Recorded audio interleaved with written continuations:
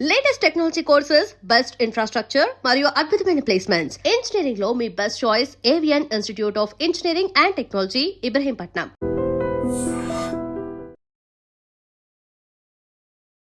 నమస్కారం, welcome to I dream. ధర్మ మార్గం విత్ విజిత కార్యక్రమానికి స్వాగతం.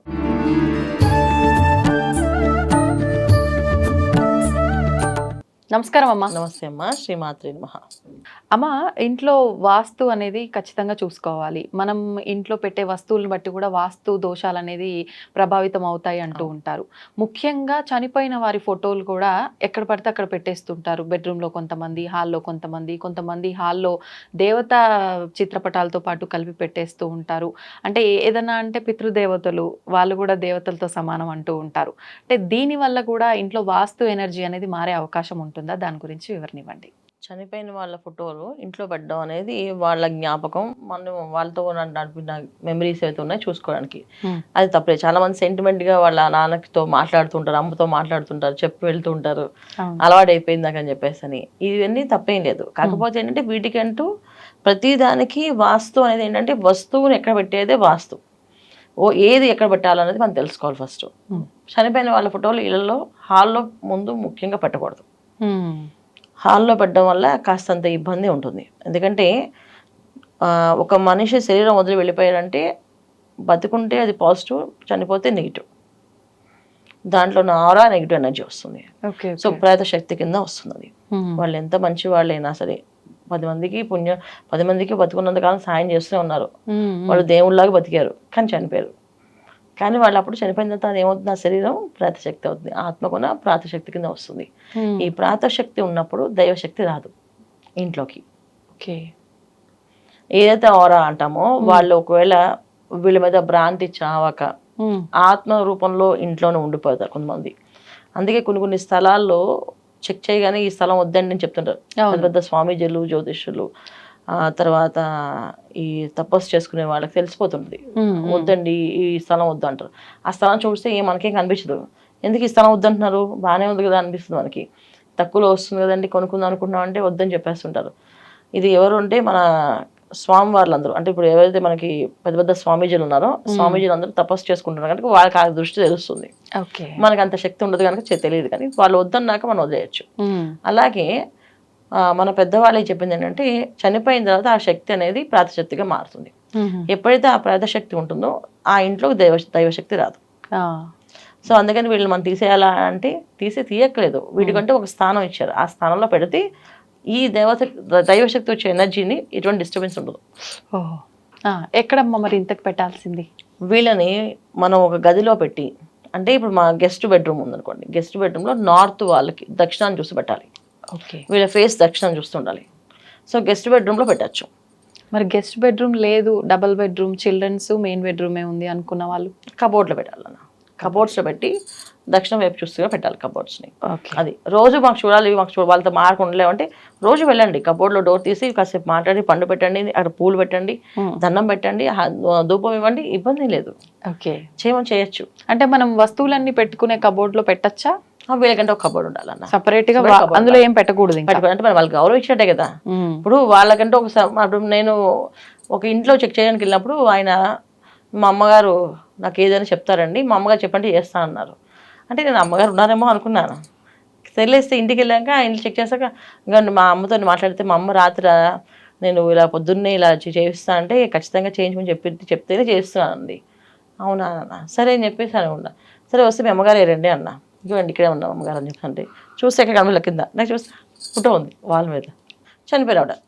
ఆ ఫోటోతో రోజు ఆయన మాట్లాడుతూ బయటకు వెళ్తుంటారు. ఇప్పుడు మీరు ఇందాక ఒక మాట అన్నారమ్మా, మా అమ్మగారు ఎలా చెప్తే అలా చేస్తానండి అని చెప్పి ప్రతిరోజు ఇప్పటికీ కూడా అని. ఆవిడ చూస్తే లేరు, వాళ్ళ అమ్మగారు ఈయనకి ఎలా చెప్తున్నారు, ఈయన ఎలా పాటిస్తున్నారని నాకు చెప్పడం, ఆయన కల్లో కనిపిస్తారు ఆవిడ నాకు చెప్తారండి ప్రతిరోజు. నాకు ఏదైనా సమస్య వస్తుందంటే మా అమ్మ కనిపిస్తుంది, మా అమ్మ చెప్తుంది ఏదైనా సమస్య వస్తుందని అని చెప్పేసి. నిజంగా అంటే ఈ రోజుల్లో కూడా అంత ఎమోషన్తో వాళ్ళు బాండ్ అయి ఉన్నప్పుడు మేబీ జరగచ్చు, జరగకపోవచ్చు, చెప్పలేము. ఈయన భ్రాంతి అయి ఉండొచ్చు, లేదా ఈయనకే ఆ సెన్స్ తెలుస్తాము. సో నాకు ఇది జరుగుతుంది అంటే ముందే తెలుస్తుంది, మా అమ్మ నాకు చెప్పింది అంటే ఖచ్చితంగా అది జరుగుతుందని నమ్మకం ఉంది, విశ్వాసం ఉన్న వాళ్ళు. హాల్లో చాలా పెద్ద ఫోటో అన్నమాట, అంటే ఒక మనిషి కూర్చుంటే ఎలా ఉంటుందో అలా పెట్టుకున్నారు. సో ఆయనకి చాలా బిజినెస్లు, లాట్ ఆఫ్ బిజినెస్లు ఉన్నాయి. అన్ని బిజినెస్లో కూడా కాస్తంత డబ్బు ఎక్కడికక్కడ మోసం చేస్తున్నారు, ఇరిగిపోతున్నారు. చెక్ బౌన్స్ అవడము, చెక్కులు రాకపోవడము ఇవి జరుగుతున్నాయి. ఇలా క్లమ్సీగా మొత్తము వ్యాపారంలో ఉండాలా వద్దా, చేయాలా, ఈ వ్యాపారం చేద్దాం, ఒక 10 రకాలైన వ్యాపారాలు చేస్తాయి ఆయన. ఈ 10 రకాల వ్యాపారంలోనే పెట్టేస్తాడు. సో దానికి మెయిన్ కారణం ఏంటంటే బ్లాకేజ్, మొత్తం ఇంట్లో ఉన్న నెగిటివ్ ఎనర్జీతో బ్లాక్ అయిపోయింది. ఇప్పుడు ఏదైతే ఖచ్చితంగా ఆయనకి నిజంగా కనిపిస్తే ఆవిడ మాట్లాడుతున్నట్టయితే చాలా ఎక్కువ నెగిటివ్ ఎనర్జీ ఉన్నట్టు, ఆరాశక్తి, ప్రాతశక్తి ఎక్కువగా ఉన్నట్టు. అలా ఉన్నప్పుడు ఏమవుతుంది, మనకి పాజిటివ్ ఎనర్జీ ఎక్కడి నుంచి వస్తుంది? ఇప్పుడు దైవశక్తి అనేది మనకు కావాలి అంటే ఇంట్లో మనం దీపారాధన చేస్తూ, ఇంట్లో ఏదో పుష్పాలు వేసి స్వామివారి దగ్గర నైవేద్యం పెట్టి ఏదో ఒక మంత్రానుష్ఠానం మనం చేయడము. మనకు రాకపోతే ఏదో ఒక టీవీలోనో రేడియోలో పెట్టుకుంటారు, పూర్వం పెట్టేవాళ్ళు, ఇప్పుడు ఫోన్లో పెడుతున్నారు అందరూ. ఇలా ఏదో ఒక చాంటింగ్ కంటిన్యూగా మంత్రాన్ని చేస్తే ఒక ఆరా ఫామ్ అయి మొత్తం పాజిటివ్ అవుతుంది. ఎప్పుడైతే ఇంట్లో పాజిటివిటీ పెరుగుతుందో ఇంట్లో ధనాకర్షణ, జనాకర్షణ పెరుగుతుంది. ఈ ఆకర్షణ శక్తి పెరగడానికి కారణం మనం చేసే పనుల వల్ల. సో బ్లాకేజ్ అవ్వడానికి కారణం అంటే వాళ్ళ అమ్మగారు ఎలా చేసేవారు, ఎలా ఉండేవారు అంటే ఎప్పుడు పిల్లల కోసమే ఆలోచిస్తూ ఉండేవారు. అంటే పిల్లలు అని ఆవిడ అలాగే మంచాన్ని పడి చనిపోయారు రోగంతో.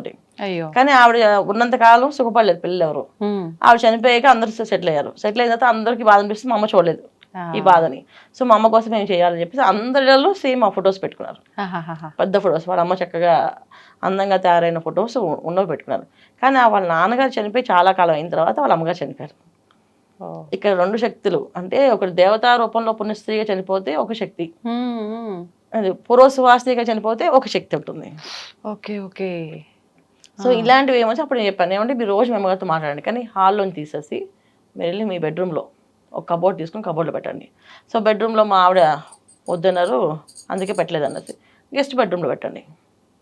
మీరు గెస్ట్ బెడ్రూమ్లో శుభ్రంగా అమ్మ కనిపించేట్టుగా పెట్టుకోండి. ఒక డోర్ పెట్టండి. డోర్ తీసి మాట్లాడాలి, మళ్ళీ డోర్ వేయాలి మీరు. అంతే. అప్పుడు మీకు ఆ ఎనర్జీ వస్తుంది. సో ఎందుకు ఓపెన్గా పెడితే ఏమంటే ఆరా బయటికి ఉంటుంది ఎనర్జీ. ఇప్పుడు దీపం చిన్నగా వెలిగిస్తే కాంతి వస్తుంది, పెద్దగా చేస్తే ఏమైతే మసిగా మారి మొత్తం ఇల్లంతా నల్లగా అయిపోతుంది. రోజు దీపాలు హారతలు ఎక్కువ ఇస్తామంటే ఇల్లంతా దేవుడు మొత్తం ఏమవుతుంది, నల్ల మసి పెట్టేస్తే అప్పుడు అది నెగిటివ్ అయిపోతుంది. ఏ ఒక శక్తి పనిచేది. ఇప్పుడు నలుపు అనేది మనకి నెగిటివ్ ఎనర్జీ. సో తెలుపు కానీ మన బాగుండే విధంగా కనిపించే ఆకర్షణ శక్తి ఉండడానికంటే కలర్ఫుల్గా ఉండాలి. అందుకే దేవుడు ఎక్కువ దీపాలు ఎక్కువ హారతి, గంట కొట్టేసి ఇప్పుడు 2 పూట్ల హారతి ఇవ్వదు చెప్తాం, దీపం వెలిగించమని చెప్తాం. హారతి కలుపుకొని చిన్నది వేసి ఒకటే హారతి ఇస్తారు. చాలా మంది పెద్ద హారతి కప్పి పెద్దగా హారతి ఇస్తుంటారు. ఎప్పుడైతే నలుపు వచ్చిందో అక్కడ నెగిటివ్ స్టార్ట్ అవుతుంది, వెంటనే క్లీన్ చేసుకోవాలి. సో అందుకని క్లోజ్ చేయండి డోర్ని, అప్పుడు మీకు పాజిటివ్ అన్ని పనులు అవుతాయి. ఆయన చాలా కష్టపడ్డారు. మా అమ్మ హాల్లోనే అలవాటు అండి, మేము వెళ్ళినప్పుడు వెళ్ళొస్తాం అని చెప్పాలి, బాయ్ చెప్పాలి, ఇది చెప్పాలంటే అదే అండి, ఒక అడుగు బెడ్రూమ్లోకి వెళ్ళి చెప్పాడండి. ఒక 41 days చేయండి, మీకు నచ్చలేదు తెచ్చేసుకుని మీ అమ్మగారికి పెట్టేసుకోండి. మీ అమ్మగారిని మిమ్మల్ని ఎవరు విడదీయరు, హ్యాపీగా మీ హాల్లోనే పెట్టుకోండి, మీ అమ్మగారిని హాల్లోనే చూసుకోండి. నన్ను పిలిచారు కనుక నాకు సంబంధించిన విషయం నేను చెప్పాను. సో వాస్తు చెక్ చేయని వెళ్ళాను కనుక ఆ ఇంట్లో అన్ని వాస్తు ప్రకారం కట్టారు. ఉచ్చ స్థానాల్లో ద్వారాలు కూడా ఉన్నాయి. ఎందుకంటే సొంత ఇల్లు, అపార్ట్మెంట్ సొంతంగా కట్టుకున్నాడు, అన్ని బాగున్నాయి, ఎక్కడ ఏ దోషం లేదు. నాకు ఒకే ఒక దోషం ఇది కనిపించింది, ఫోటో సో ఫోటో పెట్టడం వల్ల ఒకటి అనిపించింది. ఆ పెద్ద ఫోటో చాలా పెద్ద ఫ్రేమ్, అంటే మనం కూర్చున్న అంత ఫ్రేమ్ అనమాట అది. వాళ్ళ అమ్మ మీద ఉన్న ప్రేమతో పెద్దగా లేదు, ప్రేమ ఉండాలి మనుషుల మీద, మనం వాళ్ళ మీద, వాళ్ళ జ్ఞాపకాల మీద, వాళ్ళ ఆశయాల మీద మనం పని చేయాలి. అంతేగాని వాళ్ళ ఫోటోలు పెట్టుకోవడం వల్ల కాదు, వాళ్ళ ఆశయాలు ఏమున్నాయో అవి మనం నెరవేర్చాలి. నాకు ఒక 2 డౌట్స్ ఉన్నాయమ్మా. ఇప్పుడు హాల్లో పెట్టడం వద్దు అన్నారు, కొంతమంది హాల్లో పెడతారు, పక్కనే దేవుడి ఫోటోలు కూడా, అంటే పూజ చేసినా చేయకపోయినా అట్లా షో లాగా అలా పెట్టేసుకుంటారు. అలా పెట్టడం వల్ల మంచి అయితే జరగదు, ఎట్లాగూ దోషంగా ఏమన్నా మారుతుంది అంటే ఇంట్లో నెగిటివ్ ఎనర్జీ స్ప్రెడ్ అవుతుంది, అలా పెట్టడం వల్ల కూడా దోషమే అంటారా, 2 కలిపి పెట్టడం వల్ల? ఇప్పుడు దోషం అంటేనే కదనన్నా, ఇప్పుడు ఏదైనా సరే మనం ఒంట్లో క్యాన్సర్ ఖండిత వచ్చిందంటే అది పెరుగుతుంది కదా, కానీ తగ్గదుగా. సో దోషం అంటే ఏంటంటే పెట్టడం అంటేనే దోషం, పెట్టద్దు. బ్రహ్మస్థానం అంటే ఏంటంటే కంప్లీట్గా ఆ హాల్లో ఫొటోస్ అనేది ఏ ఫొటోస్ ఉండొద్దు. చాలా మంది దశావతారాలు పెడుతుంటారు, అవి కూడా పెట్టద్దు అసలు. దశావతారాలు పెట్టద్దు. చనిపోయిన వాళ్ళ ఫోటోలే కాకుండా దేవుడి ఫోటోలో కూడా ఏంటి యుద్ధం చేసేవి కానీ దశావతారాలు 7 hours కూడా పెడుతుంటారు కదమ్మా, పెట్టచ్చా? ఇది కూడా మర్చిపోయి 7 hours బాగానే గుర్తు చేశారు. ఇక పెట్టకూడదు. ఎందుకంటే వీళ్ళు ఏ ఫేసింగ్ చూడాలి. 7 hours అనేది ఏంటంటే దాంట్లో 2 రకాల పద్ధతులు ఉన్నాయి. వాల్ పెట్టేటప్పుడు వాల్ పేపర్స్కి పెట్టేటప్పుడు ఒక పద్ధతి, డోర్స్ పెట్టేటప్పుడు ఒక పద్ధతి, బొమ్మలుగా పెట్టేటప్పుడు ఒక పద్ధతి. వీళ్ళ జాతకానికి నక్షత్రానికి వాళ్ళు కేతు గ్రహం అనుకూలంగా ఉంటే పెట్టాలి. కేతు అనుకూలంగా లేకపోతే అది పెడితే ఇక వీళ్ళు పిచ్చి ఎక్కినట్టు మాట్లాడతారు. చాలా ఇష్టం మాట్లాడుతుంటారు. పిల్లలు కానీ ఎవరి రూమ్ లో ఉంటే ఆ రూమ్ లో ఆ ఎఫెక్ట్ అనేది కనిపిస్తుంది ఖచ్చితంగా.